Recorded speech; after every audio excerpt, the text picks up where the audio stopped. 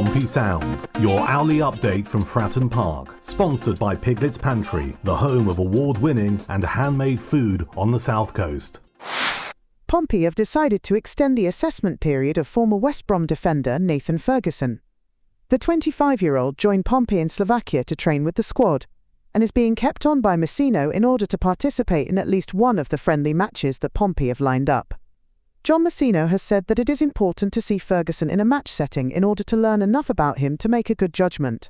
Ferguson plays either as a central defender or a left-back, since he did enough in training during the summer camp to warrant a longer look. It seems that his arrival as a Pompey player is more rather than less likely.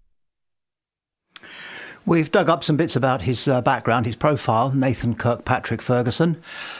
He is, as they said in the piece, 25 years old. He's 5'10", so he's probably better suited to playing left back than central defender, but he does double as a central defender. He joined West Brom when he was 8. He's a Brummie lad, born in Birmingham. Played 21 times for West Brom's first team up to the age of 20. And then he started to pick up injuries, and those injuries, different ones, have dogged him throughout his career from the age of 20 through to where he is now at 25. So, as I say, he joined West Brom when he was 8, and in 2017, aged 17, he signed his first professional contract with them, a deal which kept him at the Hawthorns for 3 years. He made his pro debut as a 19-year-old, as a starter in Albion's opening day 2-1 victory over Nottingham Forest, and then he rejected a new contract with West Brom and left the club in 2020 to join Crystal Palace on a 3-year deal. And that was where he first suffered his first serious knee injury, which required him to have an MRI scan. And that was followed by a minor thigh injury in December of that year. And after a lengthy delay due to injuries that didn't heal quickly, he finally made his debut for Palace over a year after joining them. And they lost 3-0 to Spurs. He then managed to make the bench against Norwich and Brighton, aged 22, but then more injuries. And he wouldn't play for the first team in a competitive game again after the Tottenham game. So only made one appearance for Crystal Palace. And the rest of the time played for the under-23 team if he was playing at all. So what we've got is a player who, and it's an overused phrase, but it gets used about him, burst on the scene because he looked to have such rich promise and such a strong athletic and explosive style about him, manner about him, muscularity about him, which it would be great in the Championship. Of course, it is great in the Championship. He's a good enough footballer. I struggle a little bit with the notion that John Messino needs to see him in a match in order to assess his footballing ability. Does he want to see perhaps what happens if he goes in for a 50-50? And is that him in a boot, a surgical boot rather than a football boot for the next 6 weeks? Because it is an issue with him. You feel for a footballer who has so much talent and so much promise still at the age of 25, but who simply can't get his body to work as well as the average professional footballer. Mind you, injuries abound nowadays, so he's not exactly standout, is he, anymore? An interesting one. He's clearly impressed sufficiently in the training ground, as was said in the piece, for Messino to want to have an extended look at him. We need a third choice left back. Could do, what with all these injuries. We need another reserve centre half, as well as a possible left back. We could do, what with all these injuries. So it could be a shrewd acquisition. That's Nathan, what did I say his first name was? Because it's always interesting. Nathan Kirkpatrick Ferguson. John Messino has revealed that Abdoulaye Kamara is not part of Pompey's plans going forward. Although he is a contracted Pompey player, Messino believes that he will be better off playing football elsewhere, when it was noted to him that Kamara was not on the plane to Slovakia, and Messino freely admitted that his Pompey playing days are over. And sometimes things just don't work out for whatever reason, and a lot of that is on myself and the way that we changed the playing style towards the front end of last season, and probably recruited Abs for a certain role that we didn't end up using. So, plenty of. I've always acknowledged that there's plenty of blame that I'll take for that, and yeah, sometimes these things just don't work out.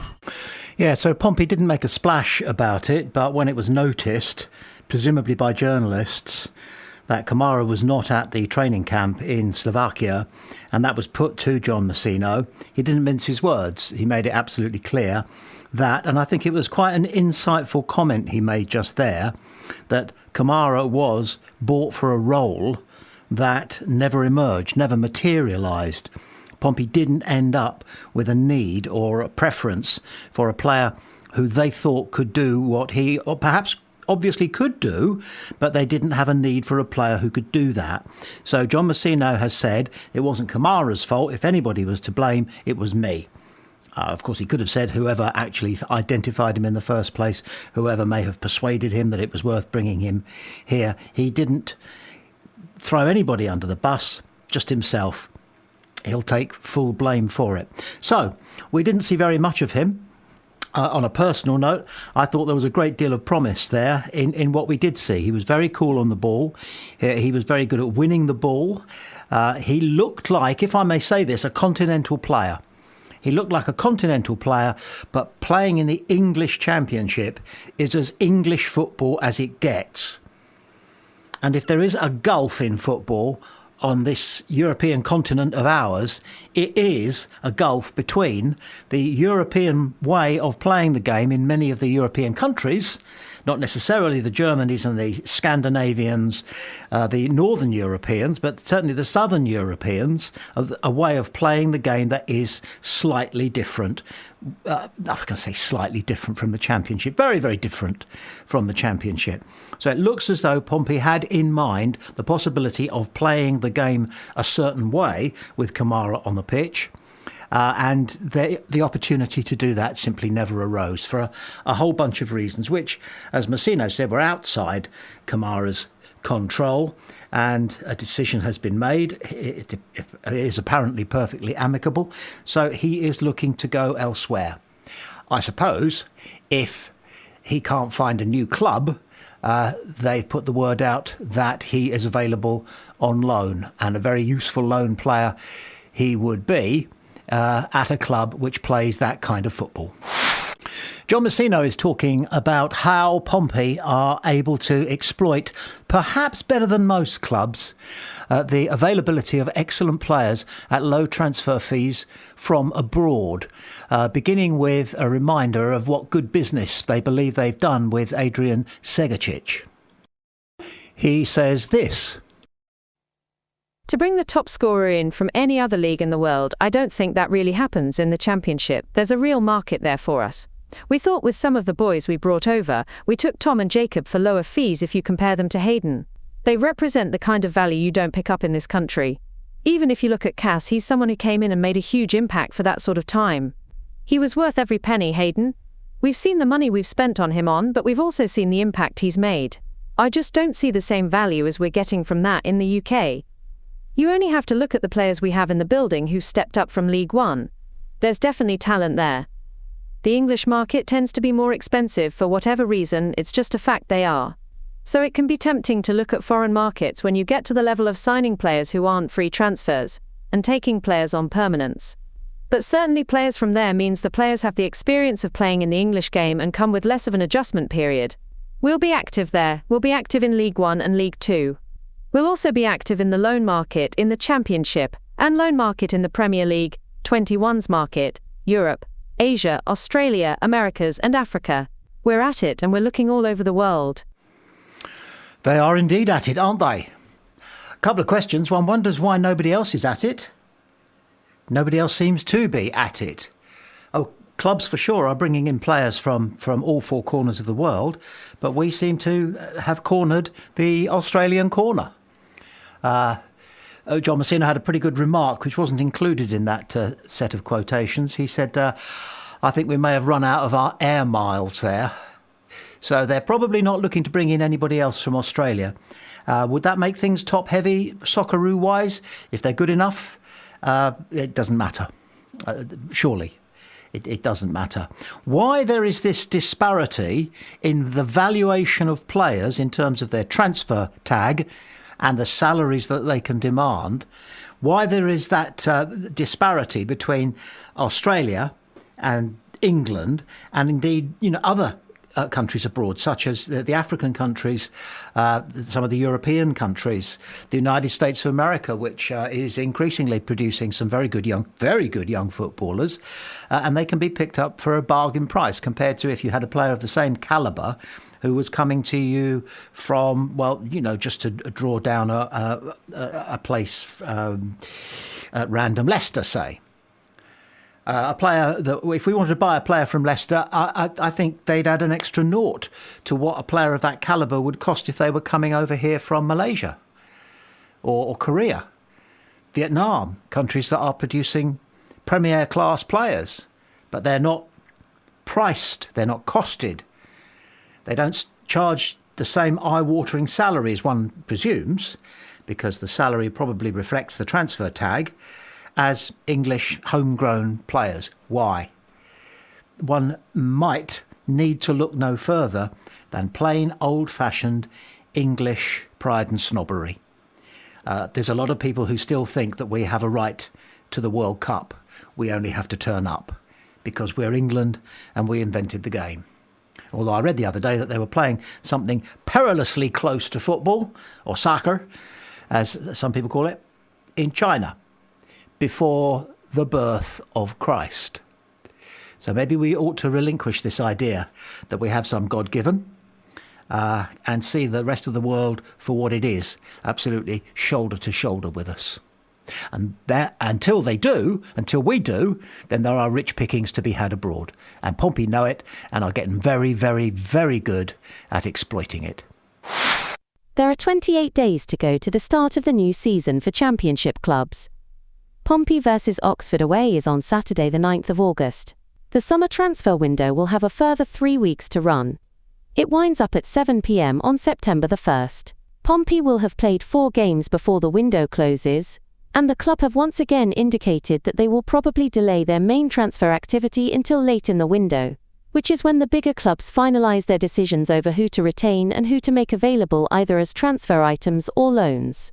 Pompey Sound believes the situation could be a problem if Pompey go into the first 4 games with a weaker squad than they'll end up with, and have to be on their guard against a poor start to the season, something that dogged them during their first season back in the Championship. Additionally, new players may need some time to bed in at Fratton. It's no small concern that our first match after the window closes is the big derby game against that lot up the road, and fans want and expect Pompey to be at the top of their game for that one. Yes, we do.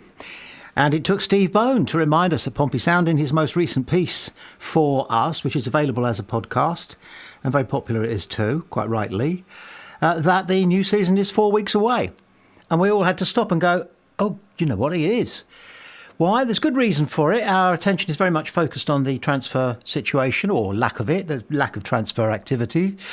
We want to be learning on a daily basis who's going to be arriving at Fratton Park, who we can get excited about, who we can look forward to cheering as they walk their third goal into the goal of the match, and they're, spectacularly celebrating the fact that we are top of the table. We can look forward and dream to all of that. We should be focusing on the hard reality that it is 4 weeks away, 28 days from this Saturday. The reason that we were caught unawares, I was caught personally unaware, is because there's a test match going on. They're baking in the sunshine at Lord's, playing India. The open golf, which is one of the highlights of the summer, hasn't started yet. In fact, it's the Scottish Open, which is the traditional precursor, played on a links course, so that the world's golfers can get used to that type of golf, or at least a little bit used to that type of golf. And that is underway.